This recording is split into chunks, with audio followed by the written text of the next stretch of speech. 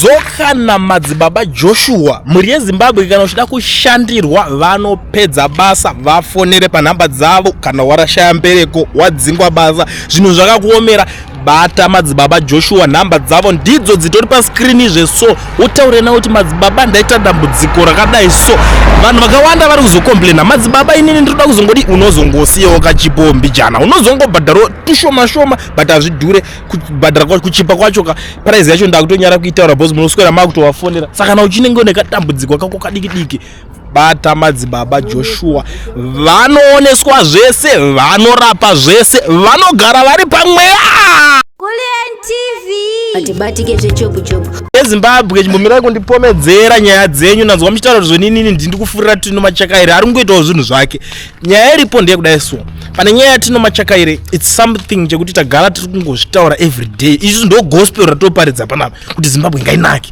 kuti Mnangagwa haikuna kurara mu president's office itoita basa boss manje wakuda kutofa wapadhuze unorombo wakafane BP saka do something for our country do something for our nation because ndo wakabata masimba ezvinhu izvozvo because unozaira kuti nhasi Mnangagwa akangomuka anobata masimba ndiye akaba masimba enyika eZimbabwe anobata akaba ndiye akaba masimba enyika eZimbabwe ichenda mberi apo nyaya authority andinoti so far ndiane authority kuti anogona kuti ma hospitals ngaagadzirwe ngakugadzirwe zvinhu zvinake zveso but the thing now is akakomberedzwa nevanhu marombe vasingadi kuti nyika inake vanoda kuti upenyu hwavo iwo unake the likes of zimpana chachinonzani cheche zvana garwe zvanani zvezve dzinenge dzito ameno oweni muda amuda ndinyatsomuziva zvangu akaita seko oweni muda ndiye ari padhuze ndiye anozikilati ndiye ari padhuze futi naMnangagwa ndiye anotumwa naMnangagwa ndiye wafana waMnangagwa vanotumwa kuita zvinhu kozoita uyu mufano hanzi anotungwarara ndiye ari dangerous manje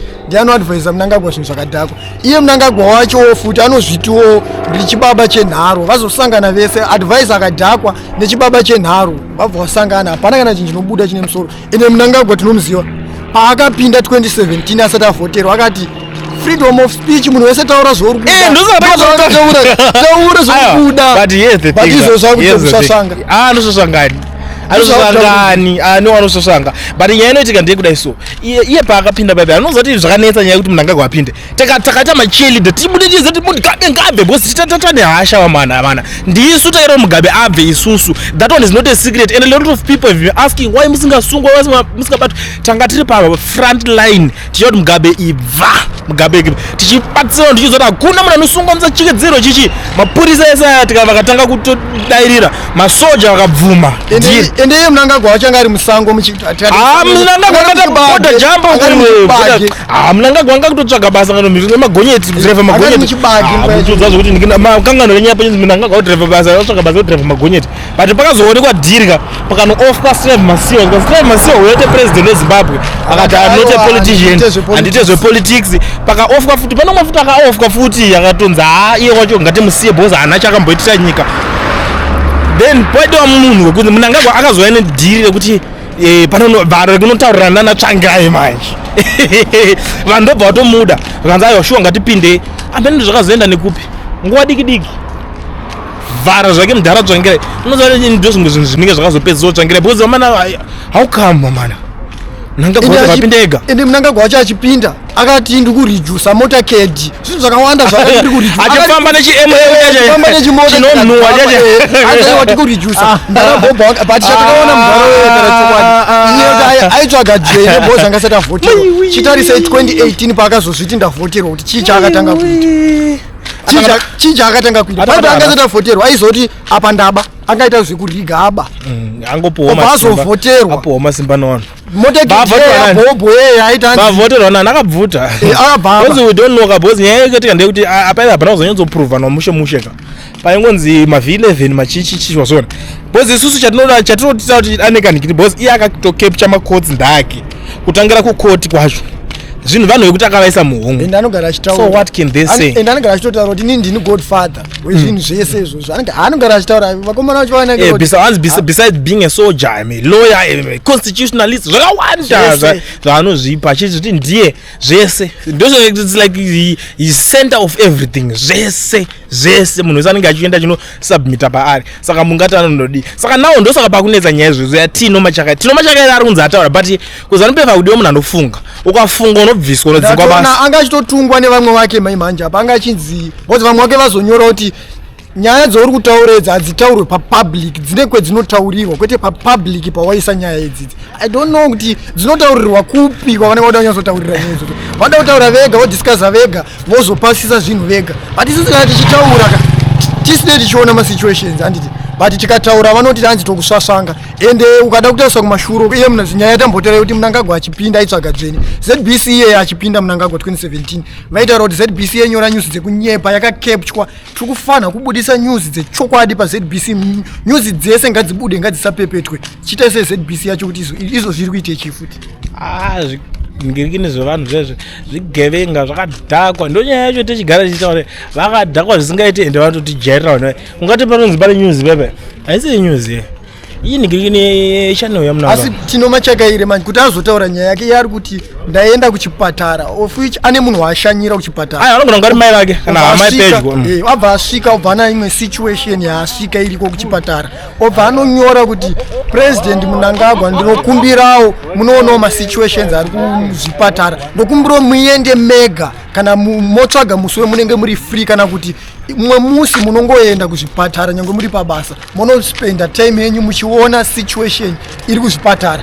Ameno kuti Minister of Health vari kuitei ukaona president vakusvika pakuzoudzwa nemunhu muyuthi wavo kuti chimboendai baba munoona. Ndoponyasona kuti vanhu vari muZimbabwe vari kutambirira mari mahara. Ende nyaya iyoyi haipere mushe. Chakaira anenge akuita kunge ari kuzvidza hurumende kana kuti ari kufinhura vamwe vake kuti hamusi kuita basa zvine musoro. Asi isusu machakairewo acho hatitodi kumuona, but zvinhu zvaataurawo for the first time kutaura zvinhu zvine musoro. It's not like that. Machakara is not a bad person. Listen, Zimbabweans, listen to me. Listen to me very carefully. Talk this is politics. No problem. We want to teach you politics, Zimbabwean. Munhu akabuda achita something like zvaita Machakara, you have to support him. Munofana kusoma ndosaka maona ndataka kutomusapota kati kuti ndindi kumufurira kati ina ndifurira Machakara ndambe naye kati ndinoziva kati like zvomuita vamwe nyinzo kuti munhu vapana mondisira ka 1 minute audio muti kuli ndudza Mnangagwa zvakatowanzwa ere iwe antambe na Mnangagwa kana muchidolisa audio isai audio ndi upload yese yakakwana iri audio yehombe kuti munisendera ka 1 minute chamari udza Mnangagwa kuti abve kana ndondisendera ka message ndotamba naye iri ndo the same thing like zvamuri kuita pana Machakara. Machakara chakachakati ina ntambe nawo komana vava. Yes, the thing is munhu achingaita zvinhu zvakaita sezviyazviya learn to support him. Kana muchinge mamusapota mamubatsira munoona zvinhu zvinochinja. Tikunotanga kusumuka vamwe vakawanda because vanenge vakudawo that kind of support yamunenge mapa umwe vabva vazviona. Kwete kuti munhu mukambotanga kuti Machakara wachakazodai munhu wekunhingirikini zvipatara hazvina mushonga hakuna kumira mushe maradiotherapy cancer machine hakuna a lot of things zviri hatitomboziva kuti tingaiti chii health system yedu iyi handiti. So these are the issues dzatiri kutaura nezvadzo kuti you guys munofanira kuita something about it. Munofanira kugadzirisa nyaya iyoyi ndo nyaya yatete tichitaura panofanira kuitwa something must be done. But iwewe kana uchita hanzi Machakara tofanira kumusupport. Inini point yangu ndiri kutaura ndekuti Machakara munhu weZANU-PF. Machakara zvinhu zvaataura zviri right zviri correct zvine musoro. Auya kuside kwedu. But tiri kutiraya kutaura kuti problem iri kuitika muZimbabwe ndekuti vanhu vakaita sei vava vakadzingwa kuZANU-PF tiri kuvatora toda kushanda navo. Hatichashande nevanhu vakadaro.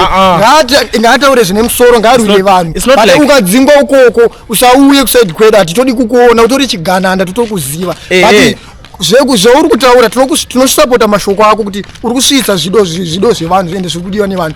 But nyaya tikutaura ndeyekuti muZimbabwe muri kuita problem yekuti munhu ari kushanda neZANU-PF ari kuitira vanhu utsinye izvozvi. Akazodzingwa kuZANU-PF muri kubva mamutora mbva mamuona kunge ari right. Ndo kaproblem karimo munyika yeZimbabwe. Saka kaproblem ikako kanofanira kutogara kapera. Munhu wese ari muZANU-PF ari kuitira vanhu utsinye nyangwe akazonzi adzingwa akada kutraya kuuya achinyepedzera kufumura zvinhu achitaura hatitodi kumuona munhu yeye. Ndo nyaya iripo yechokwadi. Ende muZimbabwe ndo kaproblem ketitori nako ketiri kugara tichisangana nako ikako kekuti munhu akangodzingwa takutotora chichi aiwa uyu ari right. Havasi right vanhu veve ndo chokwadi. Mari dzavari kupa dzakawandisa kusafa kwetiri kuita isusu ndiyo vanhu vari kudya vachiguta ava. Saka hatitodi kuvaona vanhu veve. Yeah, the truth is isusu we support the idea. Atichasupport ma-individuals. Ndo nyaya hombe iripo. Ndozvaivhe vanhu vakaona ngori kuti hatina opposition muZimbabwe, hatina chinji, vari kuchiri kutarisa maface.